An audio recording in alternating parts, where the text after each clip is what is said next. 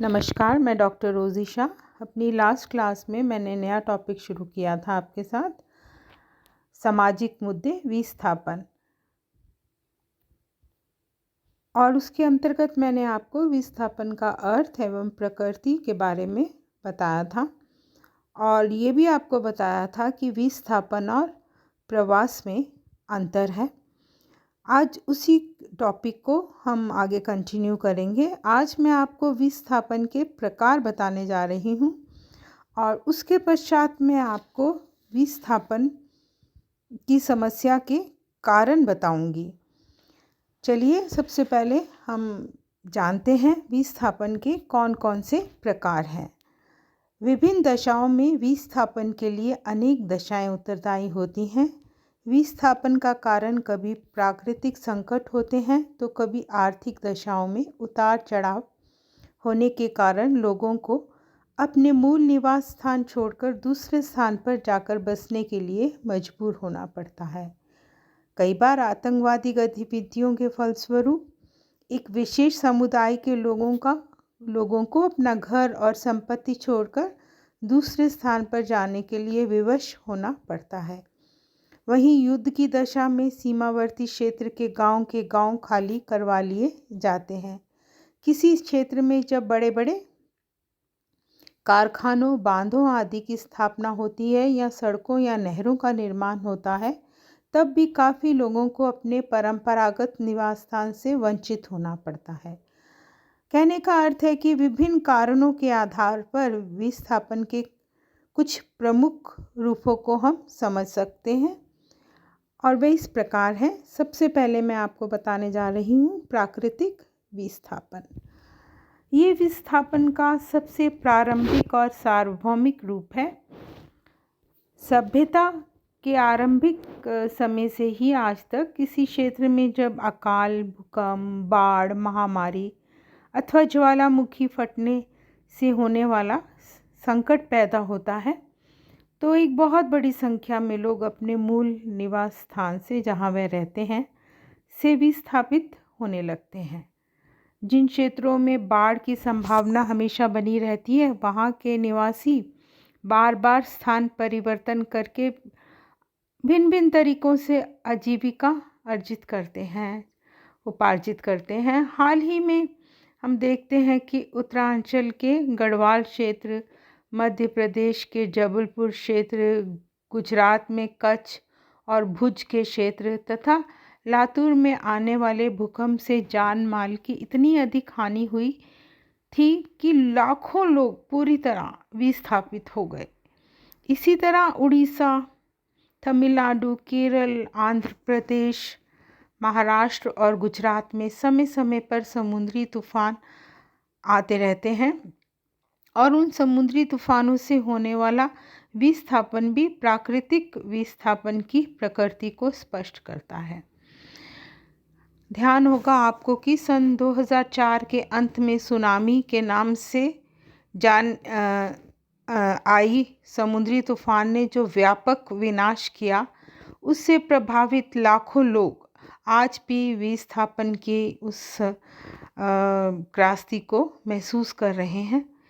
किसी क्षेत्र में जब अकाल पड़ जाता है तब भी बड़ी संख्या में लोग आजीविका उपार्जित करने के लिए दूसरे स्थानों पर जाने के लिए बाध्य होते हैं। तो ये सब प्राकृतिक विस्थापन के उदाहरण थे जो मैंने आपको अभी बताए हैं।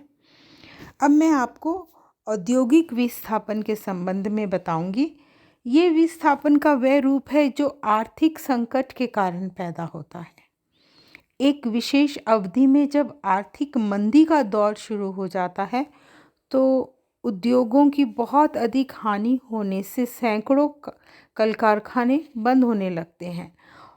जब वो कारखाने बंद होते हैं तो इनमें जो लोग लगे होते हैं, काम करते हैं, वे बेरोज़गार हो जाते हैं और इससे बेरोज़गार श्रमिकों को आजीविका के लिए मजबूर होकर वे जगह छोड़नी होती है और दूसरे स्थान पर जाने के लिए बाध्य होना पड़ता है।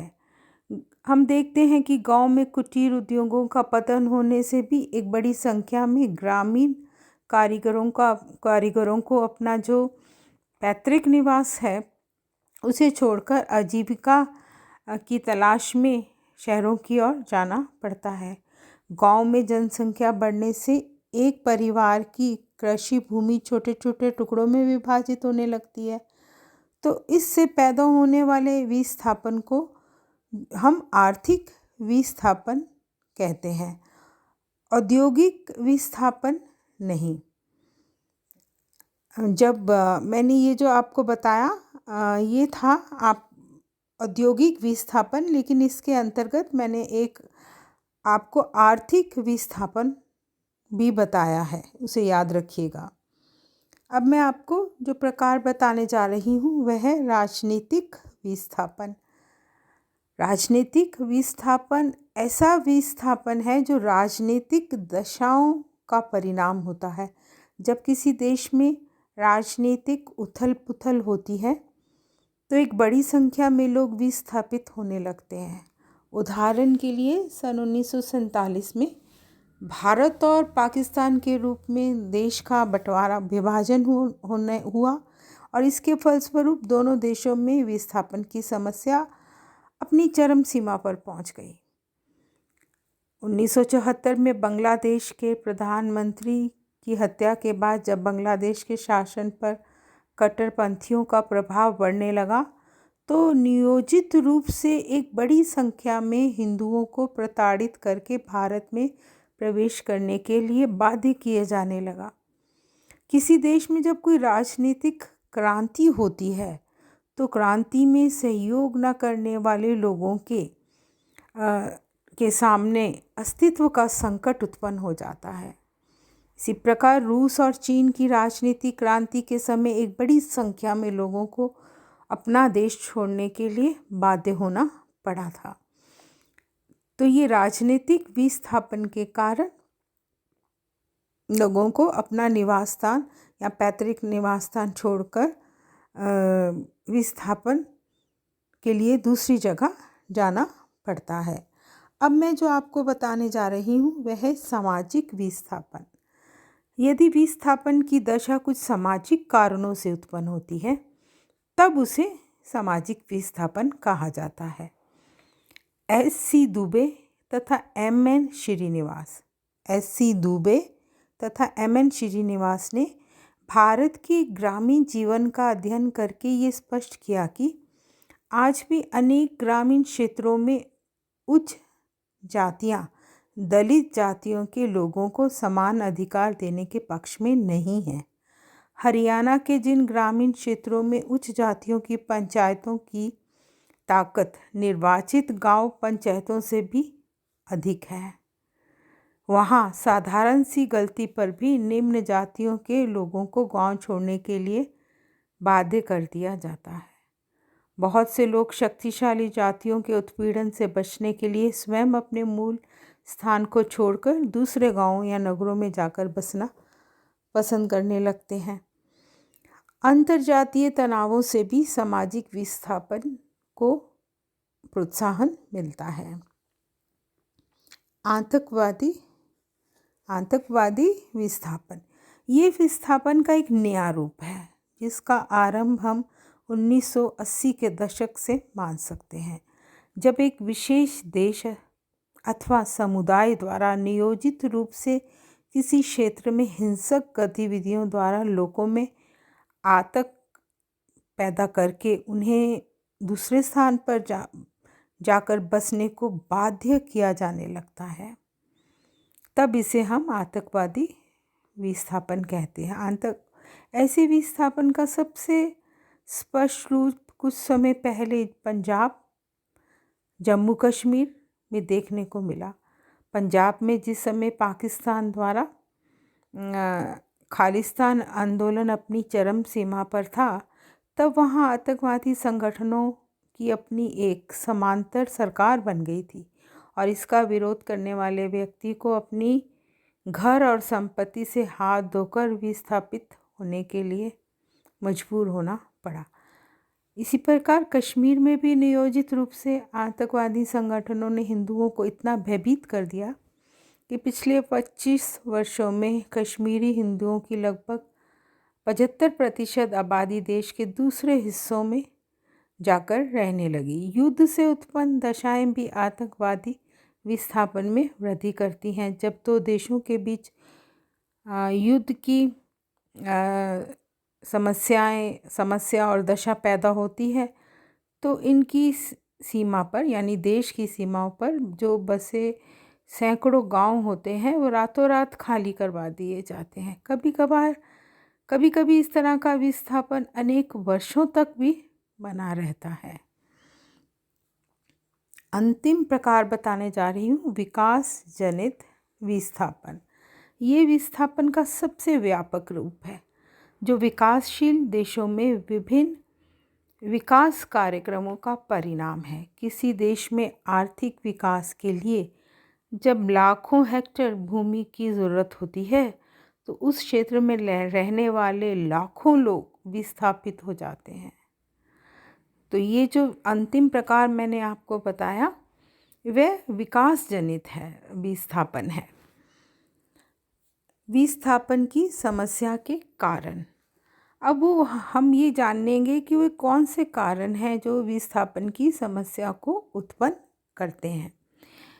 20वीं शताब्दी के शुरू में पूरे विश्व में आर्थिक विकास के कार्यक्रमों में तेजी आने के साथ प्राकृतिक विस्थापन की जगह मानवीय विस्थापन की समस्या गंभीर रूप लेने लगी। आज़ादी के बाद पंचवर्षीय योजनाओं के अंतर्गत भारत में देश के आर्थिक विकास के लिए भी जो बड़ी बड़ी परियोजनाएं बनाई गई, इनके फलस्वरूप विभिन्न क्षेत्रों के निवासियों में विस्थापन की समस्या ने एक विकराल रूप ले लिया। ये सच है कि विकास कार्यक्रमों से देश को विभिन्न प्रकार के लाभ प्राप्त हुए, लेकिन इसके साथ ही जनसंख्या में के एक बड़े भाग के जीवन का अस्तित्व भी खतरे में पड़ गया। भारत में तेजी से होने वाली जनसंख्या वृद्धि के साथ विभिन्न आवश्यकताओं को पूरा करने के लिए संसाधनों की मांग भी बढ़ती जा रही है। नगरों और गांवों में बिजली, पानी, परिवहन, नागरिक आवश्यकताओं को पूरा करने के लिए ये आवश्यक हो गया है कि सरकार व्यापक स्तर पर विभिन्न सुविधाओं की व्यवस्था करे। इन विकास कार्यक्रमों तथा विस्थापन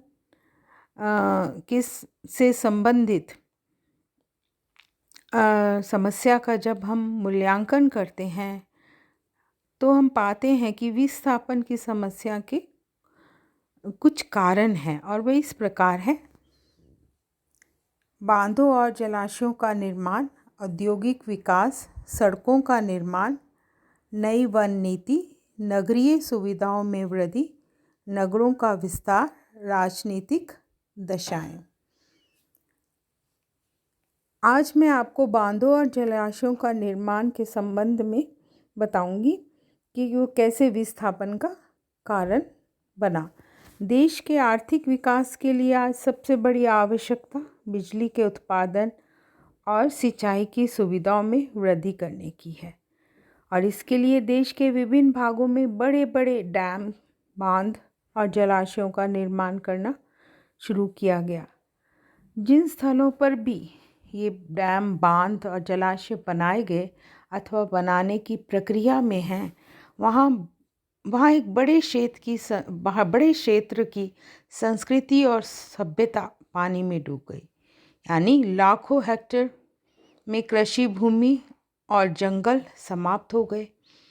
इन विकास परियोजनाओं के कारण विस्थापित होने वाली संख्या बड़ी से बड़ी प्राकृतिक आपदा से विस्थापित होने वाले लोगों की तुलना में भी कई गुना अधिक है।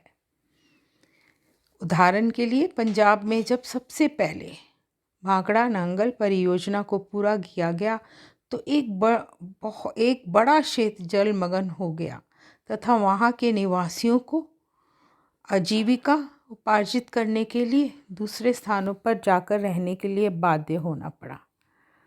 इसी प्रकार उत्तरांचल में टिहरी बांध भागीरथी गंगा पर बनने वाला एशिया का सबसे बड़ा बांध है, जिस पर अब तक लगभग 14,000 करोड़ रुपए से भी अधिक व्यय किया जा चुका है।